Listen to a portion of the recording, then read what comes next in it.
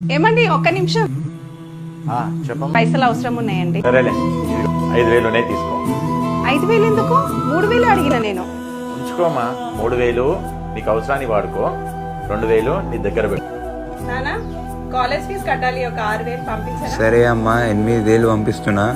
6,000 college fee కట్టుకో, 2,000 ఏమన్నా కొనుక్కో. థ్యాంక్ యూ నానా. ఏమైంది అంతగానం ఆలోచిస్తున్నావు? ఇంకేమన్నా కావాలా?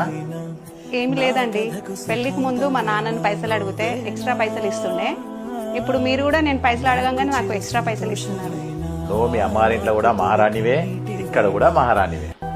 ఎవరో నిజమే అన్నారు, తండ్రి తర్వాత భర్తే అన్ని అని. భార్యకు అవసరాలకు ఆశలకు సపోర్టుగా ఉంటాడని. నేనైతే చాలా అదృష్టవంతురాలండి. నన్నైతే ఒక బిడ్డ లెక్క చూసుకుంటారు మీరు. చాలమ్మా, నన్ను పొగిడింది. ఇదిగో హ్యాపీగా